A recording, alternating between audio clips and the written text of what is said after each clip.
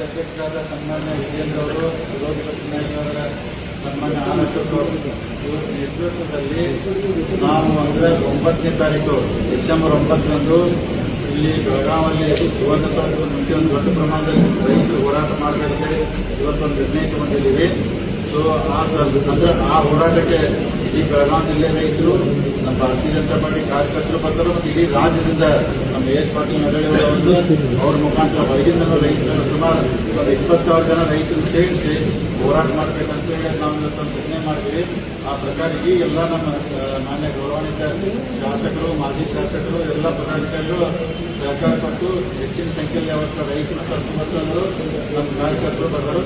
ದೊಡ್ಡ ಪ್ರಮಾಣದಲ್ಲಿ ಹೋರಾಟ ಮಾಡಿ ಅಂದ್ರೆ ನಾವೆಲ್ಲ ರೈತರಿಗೆ ಏನಾಗ ಹೋಗ್ತಾ ಇದ್ರೆ ಸರ್ಕಾರ ತಮ್ಮಂದ್ರೆ ಕುರ್ಚಿ ಉಳಿಸುವಲ್ಲಿ ತಮ್ಮ ಟೈಮ್ ತೆಗಿತಾರೆ. ಅಂದ್ರೆ ರೈತರ ಬಗ್ಗೆ ಇನ್ನೂ ಯಾವುದೇ ಅಂದ್ರೆ ರೈತರ ಕಡೆ ಗಮನ ಕೊಡ್ತಾ ಇಲ್ಲ. ಅದಕ್ಕೆ ಒಂದು ದೊಡ್ಡ ಪ್ರಮಾಣ ಹೋರಾಟ ಮಾಡಿ ರೈತರಿಗೆ ಮತ್ತು ಸಾರ್ವಜನಿಕರಿಗೆ ಏನು ಸಾಧ್ಯ ಆದಷ್ಟು ಅವಕಾಶ ಕೊಡೋಕ್ಕಾಗ್ತೈತಿ. ಆ ಅವಕಾಶದ ಮುಖಾಂತರ ಹೋರಾಟ ಮಾಡ್ತೀವಿ. ಇದರ ಜೊತೆಗೆ ಇನ್ನೊಂದು ಹಿಂದಿನ ಮುಖ್ಯಮಂತ್ರಿ ಸನ್ಮಾನ್ಯ ಬಸವರಾಜ ಬೊಮ್ಮಾಯಿಯವರಿದ್ದಾಗ ಸುಮಾರು ಇಲ್ಲಿಯೇ ಒಂದು ಕ್ಯಾಬಿನೆಟ್ ಮಾಡಿ 5,000 ಕೋಟಿ ನೀರಾವರಿ ಯೋಜನೆ ಪ್ರಾರಂಭ ಮಾಡಿದ್ರು. ಅನುಮೋದನೆ ಕೊಟ್ಟಿದ್ರು.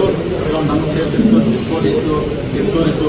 ಇನ್ನೂ ಆ ಕೆಲಸಗಳ ಪ್ರಗತಿಯಾಗಿ ಅಂದ್ರೆ ಸ್ಪೀಡಾಗಿ ಆಗ್ತಾ ಇಲ್ಲ, ಅದಕ್ಕೆ ಅನುದಾನ ಬರ್ತಾ ಇಲ್ಲ. ಇಂಥ ಅನೇಕ ವಿಚಾರಗಳು ಬಂದು ಇದರ ಜೊತೆಗೆ ಇಡೀ ರಾಜ್ಯದಲ್ಲಿ ಅಂದ್ರೆ ನಮ್ಮ ಹಾಲಿ ಪ್ರೋತ್ಸಾಹನ